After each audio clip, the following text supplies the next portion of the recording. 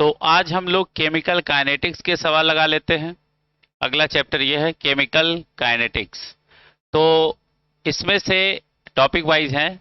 जैसे कि हम पहले टॉपिक में क्या पढ़ेंगे, रेट ऑफ केमिकल रिएक्शन से related question and rate expression, है ना। रेट ऑफ डिसअपियरेंस और rate of appearance, rate of reaction कैसे कैसे लिखा जाता है, ऐसे सवाल जो कि बहुत ही इंपॉर्टेंट हैं एग्जाम के पॉइंट ऑफ व्यू से। जैसा कि पहला सवाल सारे बच्चे देखें, लिखा है for a certain reaction the rate, rate का एक्सप्रेशन ये दे रखा है, रेट इक्वल टू के ए की पावर 2 और बी, कंसंट्रेशन ए और इस क्या है concentration of B. When the initial concentration of A is triple keeping the concentration of B constant then initial rate would be, कितना होगा। अब जरा ध्यान से देखो, ये सवाल बहुत ही अच्छा सवाल है। अब देखो इसमें आपसे क्या पूछा गया है, पहले जो रेट आपका लिखा है इसको हम आर मान लेते हैं, ये हो गया आर। आर इक्वल टू के कंसंट्रेशन ऑफ ए की पावर 2 और कंसंट्रेशन बी। उसके बाद उसने कहा है कि हमने क्या किया, ए की कंसंट्रेशन ट्रिपल कर दी यानी 3A कर दिया, चलो अच्छी बात है। लेकिन बी की कंसंट्रेशन हमने क्या की है, ये हमने कांस्टेंट रखी, इसको आर डैश मान लो। आपको कुछ नहीं बताना है, आपको इसका रेशियो ले लेना है। ये देखो अकॉर्डिंग टू क्वेश्चन, है ना, जैसा कि आपको ये एक्सप्रेशन देगी दिया गया है और सवाल में जो पूछा गया उस हिसाब से हमने सवाल को बना लिया। काट दो, ये कट गए, ए से ए कट गया, बी से बी कट गया, तो R upon R dash equal to यहां क्या बचा। अब जरा ध्यान से देखो, ऊपर तो 1 हो गया, नीचे क्या हो गया 3 की पावर 2 9 हो गया। अब जरा सारा ध्यान से देखो बेटा, यहां पे आर डैश बराबर क्या हो जाएगा 9R। तो बताओ इसमें से कौन सा ऑप्शन करेक्ट है, तो कौन सा, B, increased by the factor of 9। चलेगा, दूसरा सवाल देखें। लिखा है for the chemical reaction N2 3S2, है ना, और ये gives 2NH3, the correct option for this reaction. इस रिएक्शन के लिए करेक्ट ऑप्शन क्या है, आपको रेट ऑफ अपीयरेंस और डिसअपियरेंस आपको लिखना आना चाहिए। चलो यदि हम इसका रेट ऑफ अपीयरेंस और डिसअपियरेंस लिखे तो कैसे लिखेंगे, देखो रेट ऑफ रिएक्शन क्या होगा, देखो ये डिसअपियर हो रहे हैं, ये समय के साथ खत्म हो रहे हैं और इस समय के साथ अपीयर हो रहा है यानी बन रहा है, इनका फॉर्मेशन होता है और ये डिसअपियर हो रहा है, धीरे धीरे रिएक्शन में खत्म हो रहा है।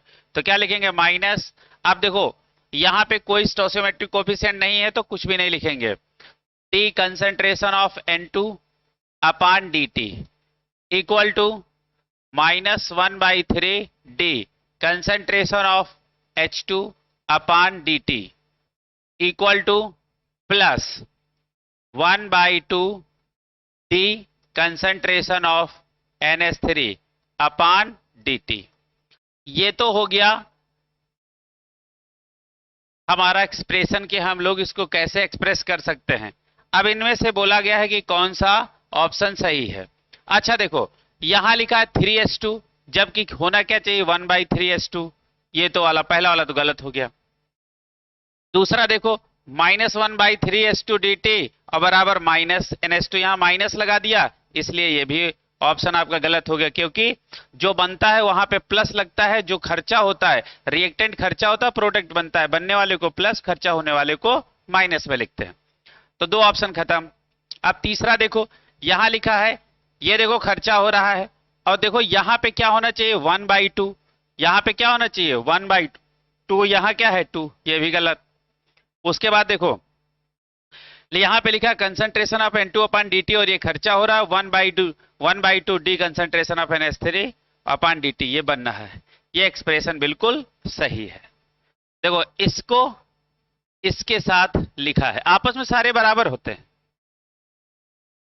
खाली अपीयरेंस और डिसअपीयरेंस का आपको साइन आना चाहिए। चलो क्वेश्चन नंबर 3 पढ़ो, सारे बच्चे आराम से पढ़े इसको और उसके बाद लगाएं। पढ़ो आराम से, सवाल बहुत बढ़िया है, पढ़ो आराम से बताओ। क्वेश्चन नंबर 3 बहुत ही छोटा सवाल है, आराम से पढ़ो और बताओ। देखो आपके सवाल में क्या कहा गया, जरा ध्यान से पढ़ो। लिखा है the rate constant of the reaction, A से क्या बनना है, बी, इज 0.6 इंटू 10⁻³ क्या लिखा है, मोल पर सेकेंड। ये किसकी यूनिट है बताओ, जीरो ऑर्डर की रिएक्शन की। If the concentration of A, ये है 5m, then the concentration of B after 20 minute, कितने मिनट बाद, 20 मिनट बाद आपसे पूछा गया है। अच्छा मोल पर सेकेंड हमसे किसकी तरफ इशारा कर गया बताओ बेटा, जीरो ऑर्डर की तरफ। अब जीरो ऑर्डर के सारे फार्मूले इसमें लगेंगे,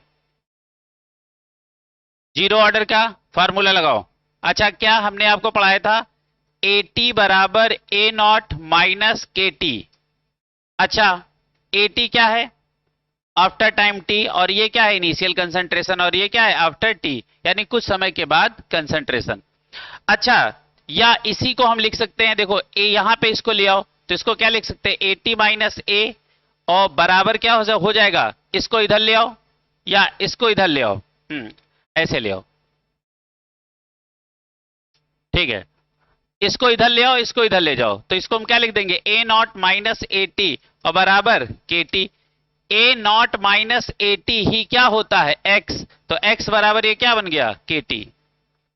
x बराबर KT का फार्मूला हम लोग पढ़ते ही हैं। अब हमसे क्या पूछा है, then the concentration of B after 20 minute, 20 minute बाद कंसंट्रेशन क्या होगी।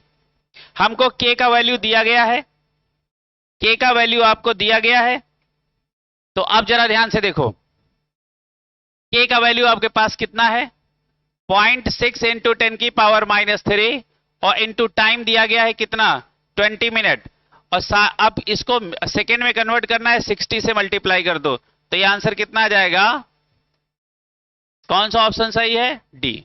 चलो चौथा नंबर सवाल लगाओ, चौथा नंबर सवाल पढ़ो सारे बच्चे।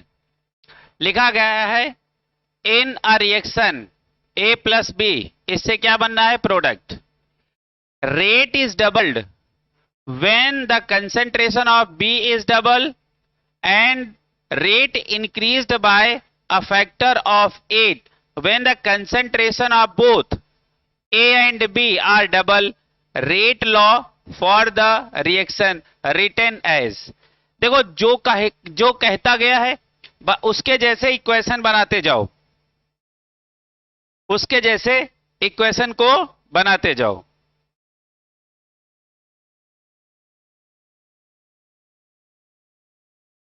चलो पहला उसने देखो क्या कहा, पहले तो इसका रेट लिख लो, तो इसका हम रेट ऑफ रिएक्शन कैसे लिखेंगे बताओ बेटा, K कंसंट्रेशन ऑफ A और कंसंट्रेशन ऑफ B, इसको मान लो X और इसको मान लो Y। फिर उसके बाद उसने क्या कहा है, रेट को डबल कर दिया है। अच्छा एक काम करो, इसको चलो इसको, हाँ चलो इसको R मान लो, ये हो गया R, ये इक्वेशन आपकी हो गई फर्स्ट। अब उसने क्या कहा है, रेट को डबल कर दिया, यानी हमने 2R कर लिया के। अब उसने कहा है कि B की कंसंट्रेशन को हम डबल कर दें, B की कंसंट्रेशन को डबल करने का मतलब है A की कंसंट्रेशन को हमने बिल्कुल चेंज नहीं किया, और B की कंसंट्रेशन को हमने क्या कर दिया है, 2B। ये X है और ये Y है, ये आपका सेकेंड इक्वेशन बन गया है।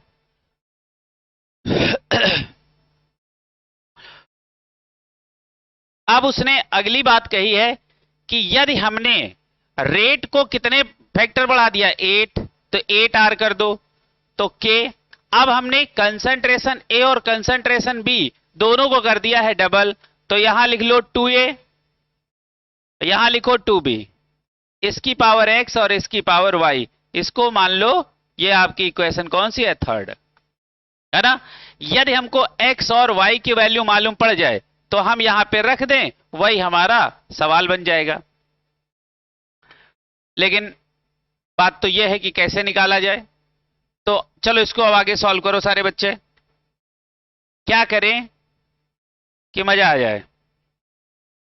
और एक बात सारे बच्चे बहुत ध्यान से समझ लें, कभी भी R1 अपान R2 का वैल्यू यदि 1 आ जाए तो आंख बंद करके वो समझ लेना वो जीरो ऑर्डर रिएक्शन है, जीरो ऑर्डर रिएक्शन है, यानी उसका ऑर्डर ऑफ रिएक्शन क्या होगा, जीरो।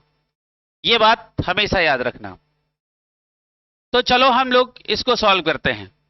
मान लो हमने इक्वेशन फर्स्ट और सेकेंड को, इक्वेशन फर्स्ट एंड सेकेंड को देखें। फर्स्ट कौन सी है, R इक्वल टू के कंसंट्रेशन ऑफ A की पावर X और B की पावर Y। उसके बाद 2 क्या है, ये दूसरी क्या है, 2R इक्वल टू के कंसंट्रेशन ऑफ A की पावर X और 2B की पावर Y।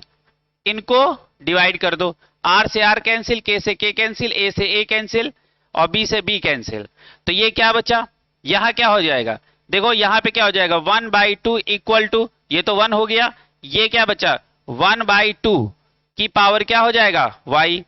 बेस सेम हो, देखो 1/2 और 1/2, तो बेस सेम हो तो पावर सेम हो जाती है, बेस सेम है तो बताओ यहां की पावर क्या है 1, तो y इक्वल टू क्या हो गया 1। y का वैल्यू हमको मालूम पड़ गया। अब आगे आ जाओ। अब इक्वेशन फर्स्ट एंड थर्ड को देखा जाए। फर्स्ट और थर्ड को देखो।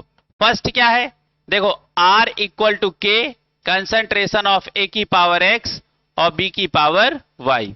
थर्ड क्या है, 8R इक्वल टू के 2A की पावर X और 2P की पावर Y। इनको आपस में डिवाइड कर दो, R से R कैंसिल, K से K कैंसिल, A से A और B से B। देखो बचा क्या, 1/8 इक्वल टू, यहां क्या बचा 1/2 की पावर x और इंटू 1/2 की पावर y। अब आपको मालूम है कि y का वैल्यू आप निकाल चुके हो, y का वैल्यू आपने क्या किया है, निकाल लिया है ना, y का वैल्यू निकाल लिया है।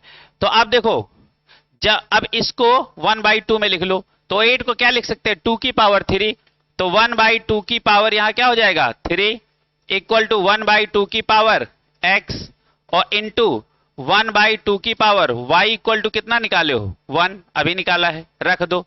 देखो बेस सेम 1/2 1/2 1/2, जब बेस सेम हो तो पावर जुड़ जाती है, तो 3 इक्वल टू क्या हो जाएगा x प्लस 1, है ना। अब इसको इधर ले आओ, तो x इक्वल टू क्या हो जाएगा 3 - 1 दैट इज 2।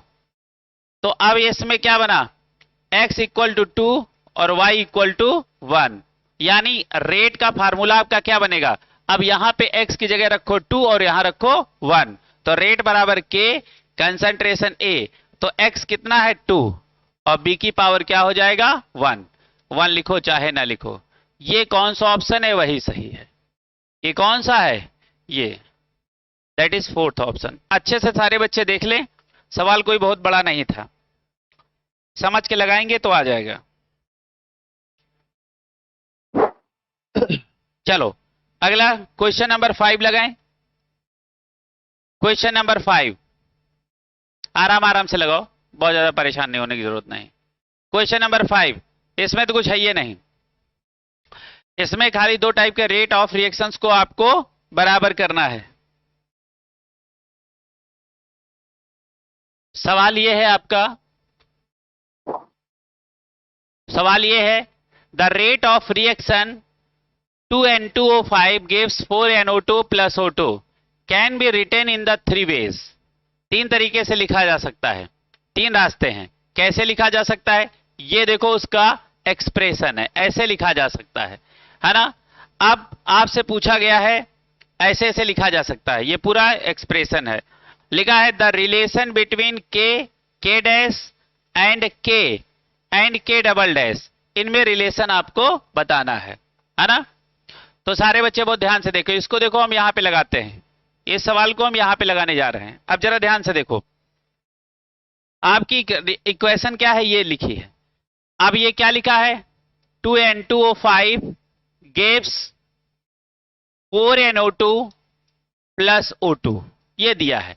इसको पहले इसका रेट ऑफ रिएक्शन आप लिख लो, इसका रेट एक्सप्रेशन आप लिख लो। तो क्या लिखोगे, लिखोगे -1/2 D concentration of N2O5 upon dt बराबर -1 प्लस, ये प्रोडक्ट है तो +1/4 D concentration of NO2 upon dt बराबर 1/1 लिखने की कोई जरूरत नहीं, तो plus D concentration of O2 upon dt। ये देखो लिखा गया है, ये देखो ये लिखा गया है। अब आपसे पूछा गया है, अब यदि इसी का रेट लॉ आपको लिखना हो तो रेट बराबर क्या होगा, के और कंसंट्रेशन ऑफ रिएक्टेंट। ठीक है, रेट का फार्मूला क्या हो जाएगा, के और कंसंट्रेशन ऑफ रिएक्टेंट के नाम पे क्या है बताओ बेटा, N2O5। ये अब जरा ध्यान से देखो, यदि इतना देख लो, ये और ये इससे रिप्लेस कर दो, तो देखो ये क्या होगा। अब जरा बहुत ध्यान से देखना, अब हमने तीनों में हमको रिलेशन बताना है, तो हम इसको कैसे लिख सकते हैं, इसको लिख सकते हैं -1/2, यहां माइनस प्लस लगाने की कोई आवश्यकता है ही नहीं क्योंकि हम रिप्लेस कर रहे हैं। तो आप क्या लिख सकते हो, के और यहां पे क्या लिख सकते हो, कंसंट्रेशन ऑफ N2O5, और ये कितना है 1/2, इसकी जगह पे लिख दो बराबर, आगे क्या है के डैश 1/4 और कंसंट्रेशन ऑफ N2O5। उसके बाद क्या लिख सकते हो, सीधे यहां क्या लिख सकते हो, N2O5 यानी के और क्या पूछा है, डबल डैश, के डबल डैश। अब देखो सारी कंसंट्रेशन आपस में क्या हुए, कट जाएंगे।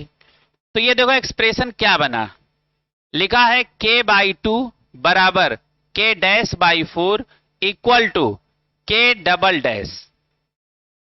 अब आपसे पूछा गया है पहला एक्सप्रेशन K और K डैश में रिलेशन, तो इतना टुकड़ा आप निकाल के अलग रख लो, तो इसको क्या लिखेंगे, K/2 equal to K dash by 4, इसको इससे काट दो, ये 2 हो गया, 2 इधर चला गया, तो K डैश बराबर क्या हो जाएगा 2K। पहला रिलेशन तो ये आया, K और K डैश में रिलेशन ये है, K डैश इक्वल टू क्या हो गया 2K, पहला रिलेशन। अब जरा दूसरा देखो, अब दूसरा आपसे पूछा गया है, पहला रिलेशन तो आ गया ये वाला, इसमें क्या रिलेशन बना बताओ बेटा, ये क्या बना, K dash equal to 2K, पहला ये बन गया। अब K और K डबल डैश में, तो ये देखो यहां से जरा ध्यान से देखो, K और K डबल डैश में रिलेशन देख लो, तो यहां से देखो तो K/2 बराबर K डबल डैश, है ना।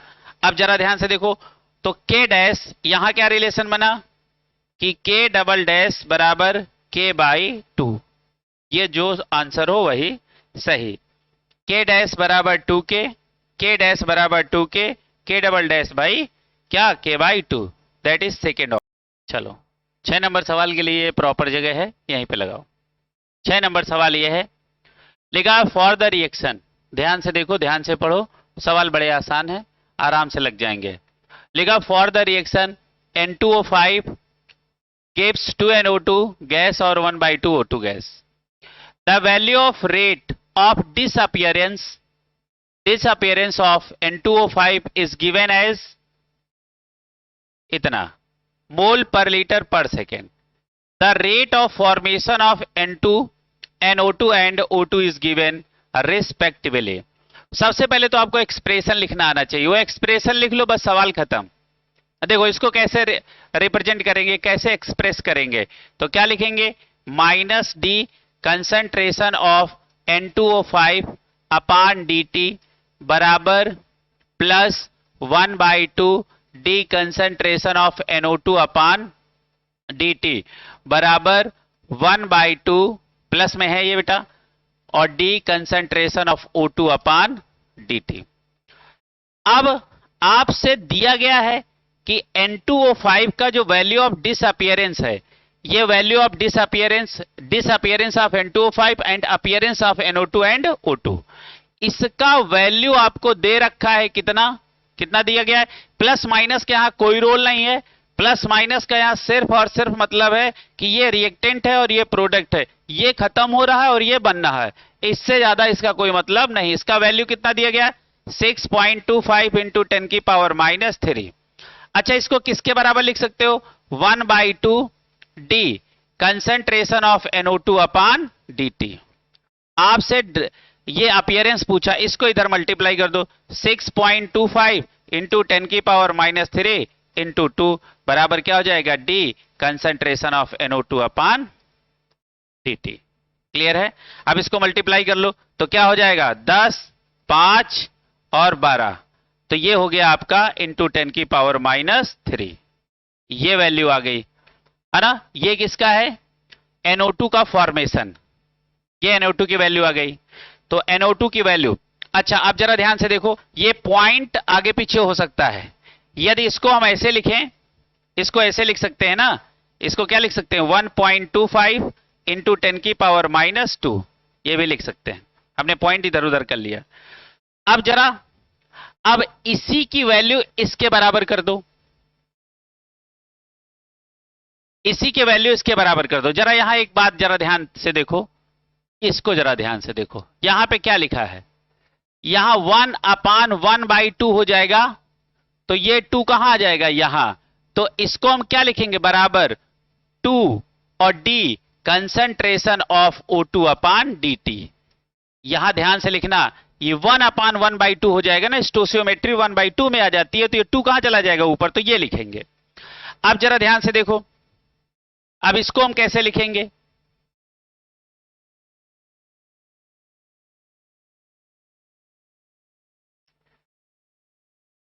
कैसे लिखेंगे, ये लिखेंगे D concentration of N2O5 upon dt बराबर 2 D concentration of O2 upon dt। इसका वैल्यू आपको दे रखा है, कितना है, 6.25 इंटू 10 की पावर -3, और अब ये 2 आ जाएगा इसके नीचे, तो बाई 2 बराबर क्या हो जाएगा, D concentration of O2 upon dt। अब इसको आप डिवाइड कर दो, डिवाइड कर दोगे 2 से देखो तो ये हो जाएगा 3.1 और 2 इंटू 10 की पावर -3, ये वैल्यू आ जाएगी। अब देखो कौन सा ऑप्शन इसका सही है, that is second option. Question number 7 पढ़े, लिखा है the rate of the reaction, ये आपकी रिएक्शन दी गई है। रिएक्शन क्या है, 2NO plus Cl2 2NOCl is given by the rate equation, और रेट इक्वेशन ये दी गई है, rate equal to K concentration of NO2 के power 2 and Cl2। The value of rate constant can be increased by, हमने आपको सिखाया था कि रेट ऑफ रिएक्शन को किसके द्वारा घटाया बढ़ाया जा सकता है, रेट कांस्टेंट किस पे डिपेंड करता है, किस पे डिपेंड नहीं करता है। तो क्या होगा, increased by temperature, increasing the temperature, temperature को बढ़ाओगे तो कंसंट्रेशन आपकी बढ़ेगी। ठीक है, चलेगा। चलो अगला सवाल पढ़ो, 8 नंबर। लिखा in the following reaction how is the rate of appearance of the underline product related to the disappearance of underline reactant, है ना। अंडरलाइन प्रोडक्ट को अंडरलाइन रिएक्टेंट से आपको रिलेट करना है।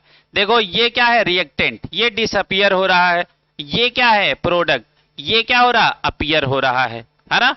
तो अब इसके लिए कौन सा ऑप्शन इनमें से सही है। अब जरा ध्यान से देखो, यदि ये डिसअपियर हो रहा है तो क्या लिखेंगे, डी कंसंट्रेशन, पहले तो ये लिख दो 1/-1/5 D concentration of Br minus upon dt, ये है rate of disappearance of Br minus, है ना। अब बराबर है ये plus 1/3 D concentration of Br2 upon dt। ऐसा जो ऑप्शन हो वही सही होगा। और ऐसा आपको कौन सा ऑप्शन लग रहा है, हाँ देखो खेल कर दिया, खेल क्या कर दिया है। अब जरा ध्यान से देखो, दोनों पावर क्या आप इसको ऐसे नहीं लिख सकते हो? यदि ये पावर यहां ले जाओ तो ये हो जाएगा minus D concentration of B R, concentration of B R minus, ऐसे लिख सकते हो। कैसे? Minus D concentration of B R minus upon D T बराबर, अब इसको मल्टीप्लाई कर दो तो यहां क्या लिखेंगे? Plus 5/3 D concentration of B R two upon D T. देखो उसी चीज को ऐसे लिख सकते हैं, और ये कौन सा आपका ऑप्शन है?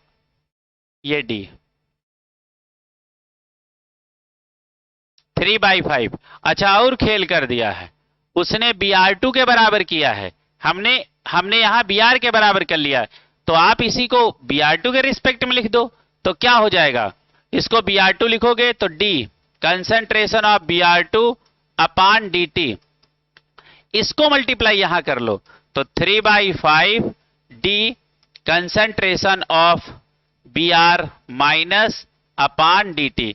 देखो उसी तरीकों को कैसे तोड़ मरोड़ के लिखा है, दिस इज द आंसर।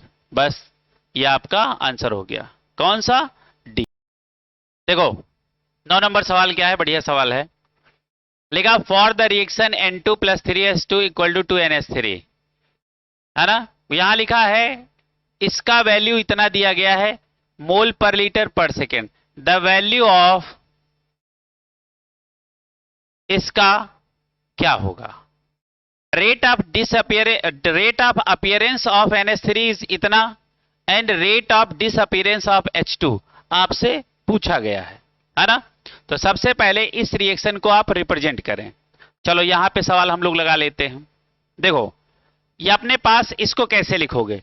लिखेंगे minus D concentration of N2 upon D T बराबर -1/3 D concentration of H2 upon D T बराबर, इसको कैसे लिखेंगे? +1/2 D concentration of NH3 upon D T. अब आपसे कहा, अब आपसे देखो, अब आप क्या करो, इस वाले को, किसका पूछा गया? इस वाले को इस वाले के बराबर कर लो, है ना? अब जरा ध्यान से देखो, और इतने का वैल्यू आपको दे रखा है कितना? 2 × 10⁻⁻⁴। बस सवाल समाप्त हुआ। तो अब देखो क्या लिखोगे, यहां क्या होगा? डी और concentration of H2 upon D T बराबर, ये क्या है? अब ये वाला 3 इधर आ जाएगा तो ये हो जाएगा 3 और ये क्या है? 2, और यहां पे इसकी कंसंट्रेशन 2 × 10⁻⁻⁴, 2 से 2 कैंसिल, तो क्या हो जाएगा? 3 × 10⁻⁻⁴। This is the answer, 3 × 10⁻⁻⁴। पहला ऑप्शन सही।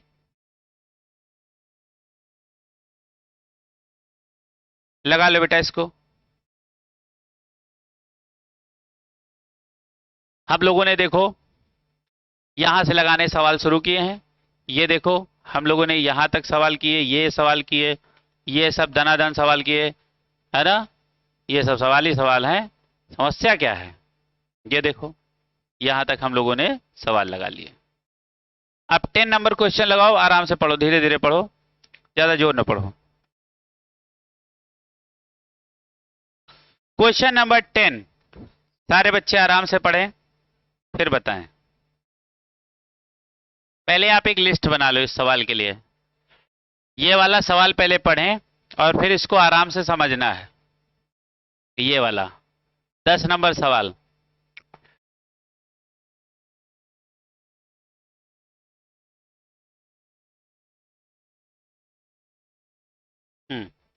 सवाल ये है, the bromination of acetone that occur in acidic solution in represented by this equation. ये इक्वेशन आपको दे रखी है। CH3CO CH3 plus Br2 CH3CO CH2 Br और H प्लस और Br minus. These kinetic data were obtained by given reaction concerning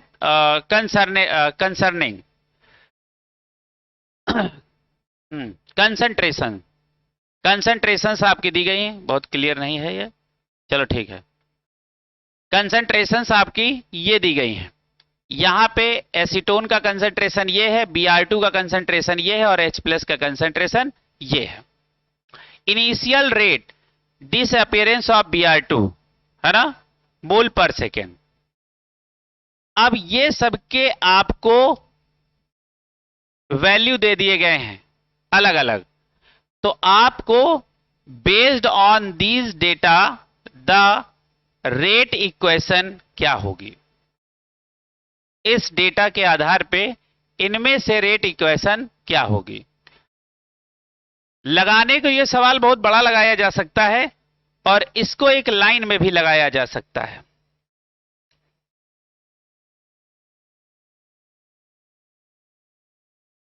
अब मैं आपको बताता हूं जुगाड़। जैसे मान लीजिए, पहले तो मैं आपको रेट लिख के दिखाता हूं, रेट, और यहां पे रिएक्टेंट के नाम पे आपके पास कितने हैं, कितने लोग हैं, ये है ना। अच्छा, यहां कंसंट्रेशन इस H प्लस की भी दी रखी है, तो हम अपने एक्सप्रेशन में सबको शामिल करेंगे। तो K कंसंट्रेशन ऑफ CH3COCH3 इसकी पावर x मान लो, और Br2 इसकी पावर y मान लो, और H प्लस की पावर z मान लो, है ना। हमने आपको सिखाया था जिसमें चेंज देखना हो उसके सामने वाले की दो कंसंट्रेशन जिसकी सेम हो उनसे कंसंट्रेशन में चेंज आप निकाला करो, और चेंज निकालने का हमने आपको जुगाड़ बताया था R1/R2 इक्वल टू C1/C2 की पावर n। ये आपको हमने जुगाड़ बताया। जितना बड़ा मन चाहे उतना बड़ा सवाल लगा लो, ये सवालों में कुछ नहीं होता है। ले अब जरा ध्यान से देखो, अब इतना सवाल तो ये बहुत बड़ा लगेगा, लेकिन अब आपको इसको कैसे लगाना है कम समय में। अब जरा ध्यान से देखो, हमने किया क्या, अब हमारे जो तीन हमारे पास ऑप्शन है उनमें एक x की वैल्यू दी है और z है। इसमें आपके पास देखो क्या है, ये CH3 है और Br2 है ना। इसमें आपको x की वैल्यू दी गई है और ये आपको किस में लिखा गया है, हाँ ये y की वैल्यू है ना। यहां देखो, यहां आपकी x की वैल्यू है और ये आपकी y की वैल्यू, ये आपकी z की वैल्यू है। यहां पे देखो, यहां आपकी x की वैल्यू है और ये y की वैल्यू, ये z की वैल्यू। अब जरा ध्यान से देखो, यदि हम Br2 की वैल्यू निकालें यानी x की वैल्यू निकालें, है ना, तो यदि हमने मान लो इनको और इनको कांस्टेंट कर दिया, इनको और इनको कांस्टेंट कर दिया और इनमें चेंज निकाल दिया, ये हमारा C1 हो गया, ये हमारा C2 हो गया। अब इसका, अब सारे बच्चे बहुत ध्यान से देखें, ये इनके रेट, ये इनके रेट ऑफ रिएक्शन रेट लिखे हैं। अब रेट क्या लिखा है, इसका रेट क्या है 5.7 इंटू 10 की पावर -5, ये भी है 5 पॉइंट, इसकी वैल्यू ये है, इसका रेट ये है, सबके रेट अलग अलग लिख देता हूं, इंटू 10 की पावर -5, फिर इसका रेट है 1.2 इंटू 10 की पावर -4 और इसका रेट है 3.1 इंटू 10 की पावर -4।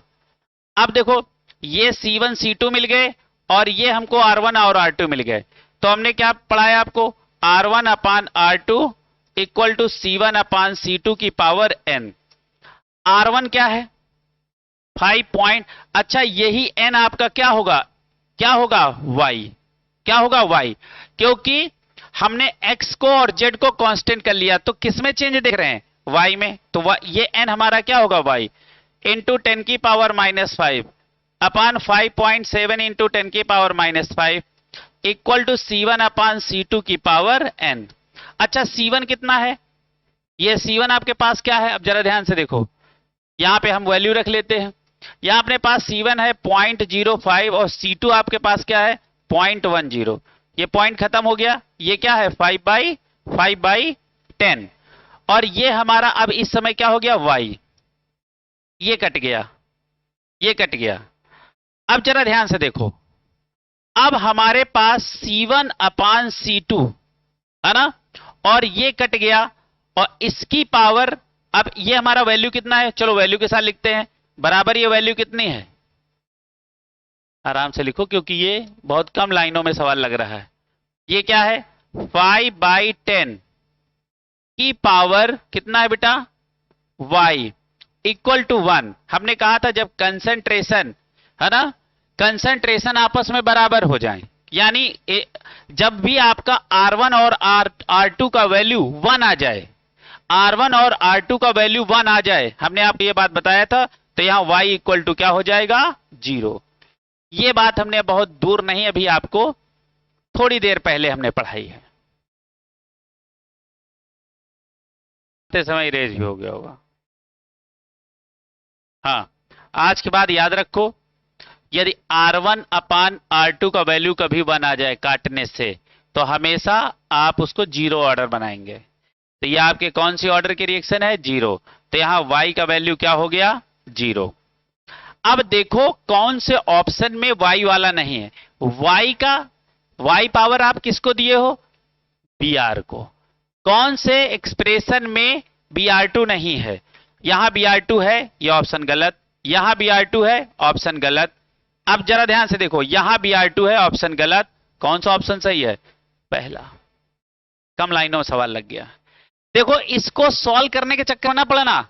देखो यहां क्या हुआ, R1 और R2 का वैल्यू 1 नहीं हो गया। देखो जो R1 है वही R2 है, तो यहां R1 अपान R2 का वैल्यू क्या हो गया, 1। और R1 अपान R2 का वैल्यू 1 हो जाए, दैट इज 0 ऑर्डर रिएक्शन। सीधे सवाल। चलो 11 नंबर, चलो 11 नंबर सवाल आराम से पढ़ो फिर। Consider the reaction N2O3 to NH3, the equality relationship between DNH3 dt and minus D concentration of H2 upon dt is, है ना। इनको आपको एक दूसरे के इक्वल करना है, तो कैसे होगा बताओ। तो सबसे पहले तो आपको एक्सप्रेशन लिखना आना चाहिए। इसको कैसे एक्सप्रेशन लिखोगे, इसका कैसे एक्सप्रेस करोगे, minus D concentration of N2 upon dt बराबर -1/3 D concentration of H2 upon dt बराबर +1/2 D concentration of NH3 upon dt। ये एक्सप्रेशन हो गया। अब जिसको जिसके साथ पूछ रहा है उसको उसके साथ निकाल दो, सवाल समाप्त।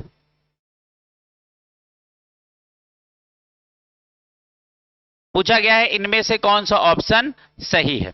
हमको H2 और NH3 में रिलेशन बताना है। NH3 बराबर -1/3 और H2 अपान dt। तो हाँ ये तो सही लिखा है, लेकिन यहां +1/2 नहीं, तो पहला ऑप्शन तो गलत हो गया। दूसरे ऑप्शन में आओ। आप देखो यहां 1/2 तो लिखा था, इसका 2 यहां आ गया, इसको क्रॉस मल्टीप्लाई करने से, और ये 1/3 और माइनस में concentration of H2 upon dt दिया है, यही सही, बाकी सब गलत। 12 नंबर सवाल पढ़ो। 12 नंबर सवाल सारे बच्चे पढ़े।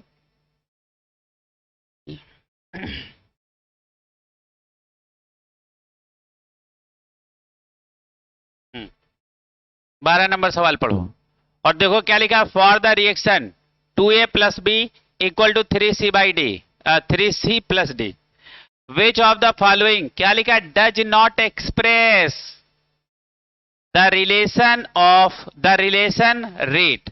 कौन सा यहां गलत रिलेशन लिखा है, पहले तो इसका एक्सप्रेशन आप लिखो, -1/2 D concentration of A upon dt बराबर -d concentration of B upon dt बराबर +1/3 d concentration of C upon dt बराबर +d concentration of D upon dt। अब देखो -1/3 और C, अब देखो यहां माइनस लगा, जबकि यहां क्या होना चाहिए, प्लस। ये गलत लिखा है। यहां जाओ, -d कंसेंट्रेशन B अपान dt, ये बिल्कुल सही लिखा है। हमें गलत वाला ही पकड़ना है, क्योंकि गलत वाला ही अपना ऑप्शन है। ये सही लिखा है, मतलब ये अपना ऑप्शन नहीं है। और उसके बाद D और कंसेंट्रेशन अपान dt, वो भी प्लस में लिखा, सही लिखा है। -a और 1/2, ये भी सही लिखा। तो गलत कौन लिखा, ये। This is the answer. चलो अगला सवाल लगाएं बेटा। अगला क्वेश्चन नंबर 13 नंबर सवाल लगाओ। लिखा consider the reaction N2 + 3H2 = 2NH3। The equality relationship between, ये तो हो गया। हाँ, तो कौन है बताओ इनमें से कौन सा, ये तो रिपीट हुआ सवाल, ये सेम सवाल अभी रिपीट हुआ। चलो अच्छा, इसको रिप्रेजेंट कर लो पहले, सारे बच्चे इसका एक्सप्रेशन लिखें और देख लो कौन सा इसमें रिलेशन सही है। इसको रिप्रेजेंट करोगे तो ये कौन सा आएगा पहला। चलो 13 नंबर 14 नंबर सवाल लगाओ। 14 नंबर भी सवाल वही सेम है, लेगा 3A gives 2B, rate of reaction क्या लिखा है, plus D concentration of B upon D T, है ना, इज इक्वल टू, ये किसके बराबर होगा, तो इसको लिख लो सबसे पहले। इसको क्या लिखोगे, -1/3 D concentration A upon D T बराबर +1/2 D concentration of B upon D T. अब आपसे पूछा गया ये किसके बराबर होगा, है ना। अब ये किसके बराबर, इतना किसने कितने के बराबर होगा, ये यदि यहां ले आओ तो माइनस में 2/3, माइनस में 2/3 concentration A upon D T, B सही।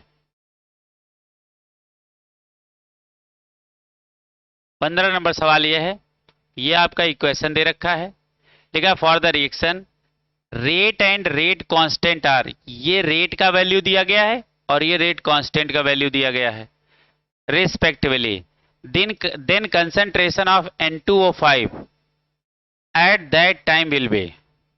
तो सबसे पहले इसका एक्सप्रेशन लिखो।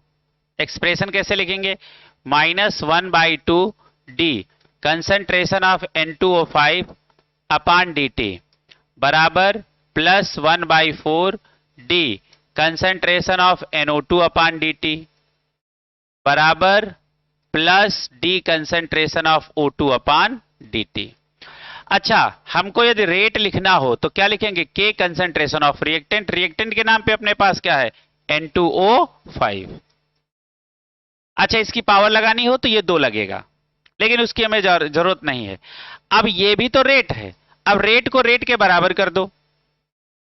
अब देखो, यदि यहां का हम पावर 2 हटा रहे हैं तो यहां फिर ये शामिल ना करना इक्वेशन में, तो यहां ये रेट इस किसी के एक रेट के बराबर कर दो। तो ये क्या लिखा है, ये यहां पे इसको यदि हम यहां पे स्टोशियोमेट्री छोड़ेंगे तो यहां पावर छोड़ देंगे, छोड़ दो, क्या लिखेंगे डी और concentration of N2O5 upon D T बराबर यहां क्या लिख सकते हो, के कंसेंट्रेशन ऑफ N2O5।